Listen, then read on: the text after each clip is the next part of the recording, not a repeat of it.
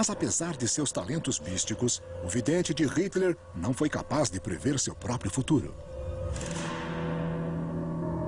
O que muito pouca gente sabia sobre Erich Jan Hanussen era seu nome real, Hermann Steinschneider, e que ele era judeu. Quando Hitler alcançou um poder ditatorial completo sobre a Alemanha, sua mão se abateu sobre os judeus em particular, e foi então que as coisas começaram a ficar ruins para Hanussen. Hanussen foi violentamente assassinado em 25 de março de 1933, exatamente um ano depois de sua predição da vitória de Hitler. Hermann Göring e Joseph Goebbels já haviam acumulado um arquivo completo sobre Hanussen para desmascará-lo como judeu e para tentar tirá-lo do caminho. Como chanceler da Alemanha, Hitler se posicionou ainda mais como salvador da pátria. Para realizar sua profecia de uma nova ordem mundial, Hitler pôs em marcha a fase seguinte de seu plano: o extermínio sistemático dos que ele considerava inferiores, racial, moral, física e mentalmente. Inferiores eram os judeus, e também ciganos, também homossexuais, comunistas, eram os doentes, portadores de doenças incuráveis e até velhos. De certo modo, ele queria esses grupos destruídos. Na verdade, ele queria purificar a própria raça alemã.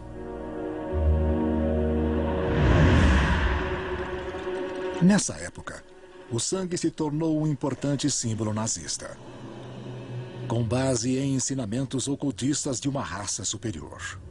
Estaria Hitler tentando realizar as profecias racistas da sociedade oculta de Thule?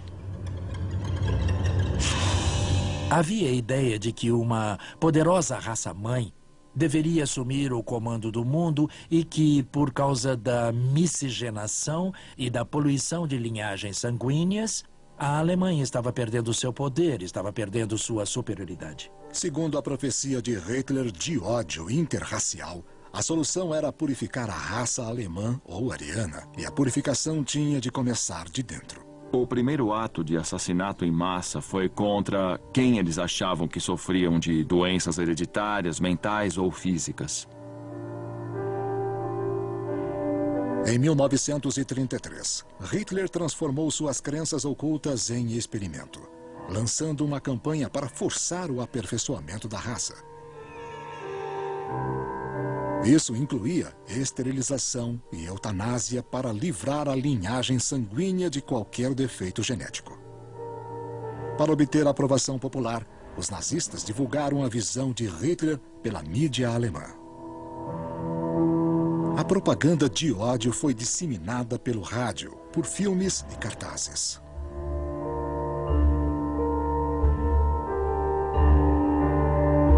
Mas Hitler acreditava que a maior ameaça para a raça ariana era o inimigo judeu. Hitler e os nazistas endossaram os mitos históricos de que judeus eram biológica e espiritualmente inferiores. Manter o sangue ariano puro, sem mistura com sangue judeu, se tornou imperativo. Para os nazistas, o sangue era força espiritual. Acreditavam que dormir com alguém judeu ou de outras raças poluiria seu sangue espiritualmente. O sangue deveria ficar puro. Para pertencer às SS, por exemplo, você tinha de provar sua pureza racial até 1750. Esse sentimento ecoa até hoje nos grupos de ódio, especialmente na Ku Klux Klan, cuja doutrina quer manter puro o sangue americano, abre aspas, sem a contaminação de mestiços e protegido da poluição racial, fecha aspas. Acreditamos que há diferenças entre as raças e que, quando se misturam, criamos mestiços. Plantei uma roseira branca perto de uma vermelha e tive flores cor-de-rosa. Não meio branca, meio vermelha, cor-de-rosa. Você cria algo diferente. Esse é um conceito ocultista, algo que só pode sair de uma ideologia distorcida, na qual o sangue é elevado a um nível de misticismo. Há uma mistificação do sangue e também da genética. Será isso uma prova de que Hitler acreditava ser o Messias, saído da visão profética de uma Alemanha pura? Sob o comando de seu ministro da propaganda, Joseph Goebbels, os nazistas atiçaram as chamas do racismo ao circular ilustrações que difamavam os judeus.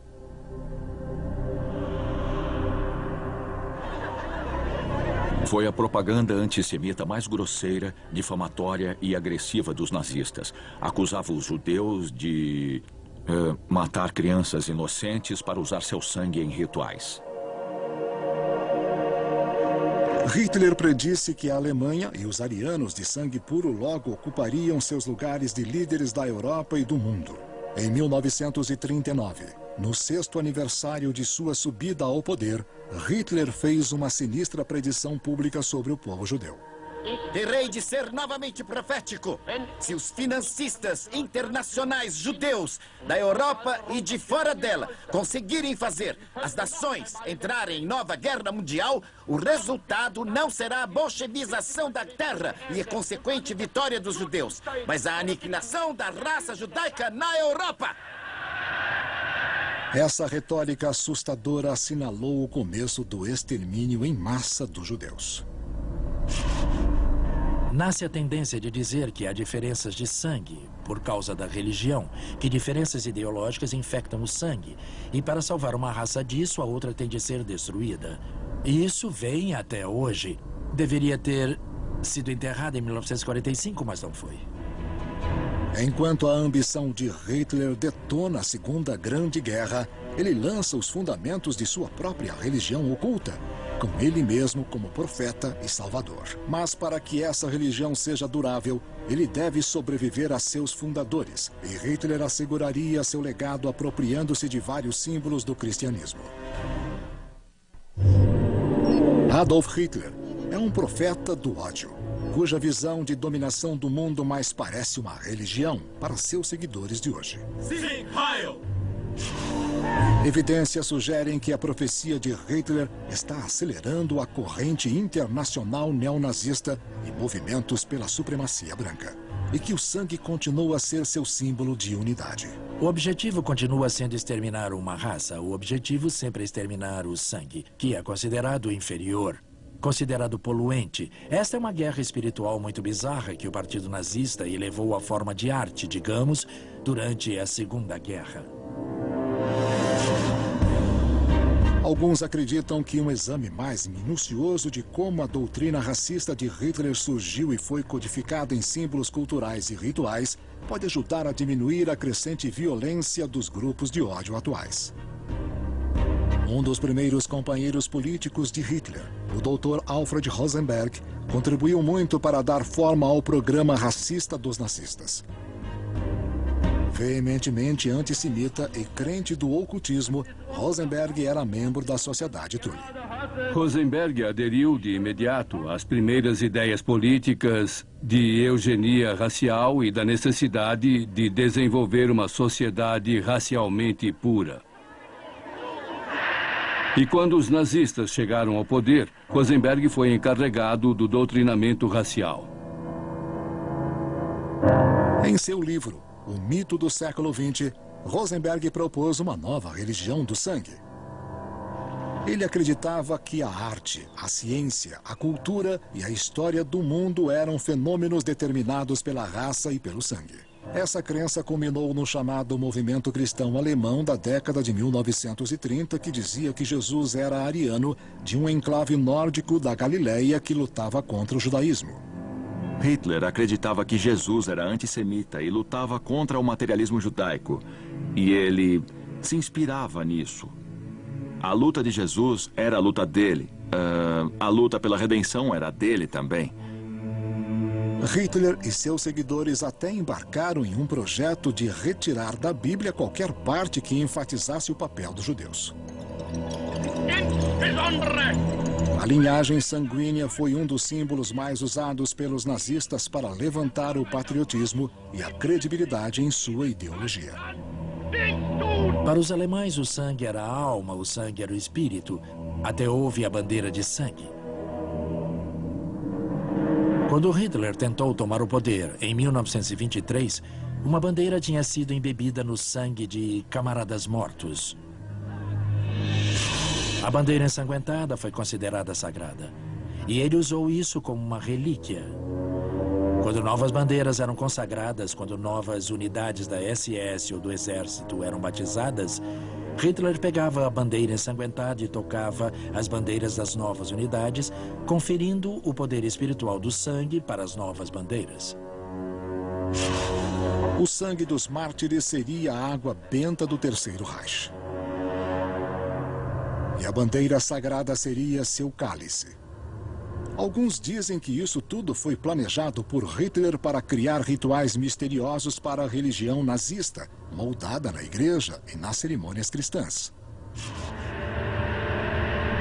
Assim como o cristianismo é representado pela cruz, o Terceiro Reich também tinha seu presumido símbolo religioso, que hoje é reconhecido em todo o mundo como símbolo de atrocidade, a suástica. Adolf Hitler a levou à sociedade Thule e fez dela o símbolo do partido nazista nos anos 1920, para ser usada em bandeiras oficiais, distintivos e tarjas. Mas suas origens são misteriosas. Se voltarmos ao século IV no Irã, veremos elementos da suástica. Se formos à Grécia Antiga, veremos a suástica. Até nos tempos modernos existem americanos que usam a suástica. Ela teve diferentes significados para os diferentes grupos ao longo dos séculos. Não se chamava suástica em alemão. A expressão usada é Hakenkreuz, que significa cruz dobrada. A suástica que conhecemos como símbolo nazista é torta para a direita. Virada para a esquerda é símbolo do hinduísmo. É possível que os nazistas tenham visto que a origem da suástica era tão misteriosa que se apropriaram dela. Ao vermos o símbolo, logo entendemos o que representa. E existe todo um contexto. Que outro partido político, que outro partido nacional tem um símbolo tão óbvio, tão categórico? Agora, com as ferramentas do simbolismo da nova religião no lugar, a próxima tarefa de Hitler era divulgar a mensagem. Os nazistas criaram uma campanha de propaganda para convencer o povo alemão de que a visão de Hitler era a sua salvação, mesmo que essa visão implicasse na supressão de algumas minorias da sociedade alemã. Nas mãos do propagandista Joseph Goebbels, Hitler e os poderosos símbolos nazistas foram objeto de uma provocativa campanha de divulgação. Goebbels e seu grupo usaram esses dados para lançar uma campanha total pela mídia. Agora, Hitler estava pronto para preencher seu papel de anticristo, prometendo esperança e prosperidade ao povo alemão, tal como Nostradamus tinha previsto 4 séculos antes. Outros membros do partido apresentaram Hitler não simplesmente como um político normal, mas como a pessoa pela qual a Alemanha esperava. Alguém imbuído de poderes extraordinários, dinâmico, robusto, resoluto. Alguém que misticamente personificava as esperanças e os sonhos de uma nação. E o interessante do mito do Führer não é tanto a maneira como foi disseminado em filmes, pelo rádio e em jornais, panfletos, poemas, pinturas, esculturas, etc., mas a maneira habilmente colocou Hitler acima da política cotidiana do regime.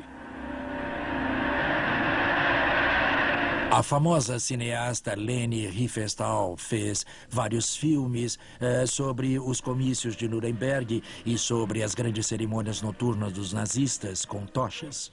O filme mostra Hitler como líder íntegro e todo-poderoso. Os fortes símbolos religiosos e rituais da nova crença nazista estão onipresentes. No começo do documentário de Riefenstahl, O Triunfo da Vontade, a primeira coisa que vemos é Hitler em seu avião. E vemos a sombra do avião no chão, em forma de cruz. E vemos essa cruz percorrer a paisagem alemã. Vemos Hitler usando a metáfora do Messias e literalmente descendo direto do céu para salvar a Alemanha de todos os seus males. O que Hitler queria era conseguir uma reação emocional imediata. Ele entendia que podia criar e controlar essa reação, essa espécie de lavagem cerebral, essa guerra psicológica que os alemães chamavam de guerra universal. Ele entendeu o valor do filme e da música para criar o ambiente emocional de que precisava para que todos cerrassem fileiras em torno dele.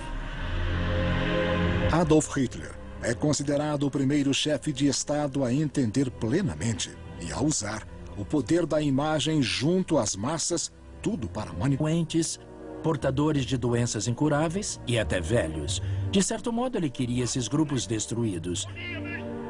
Na verdade, ele queria purificar a própria raça alemã.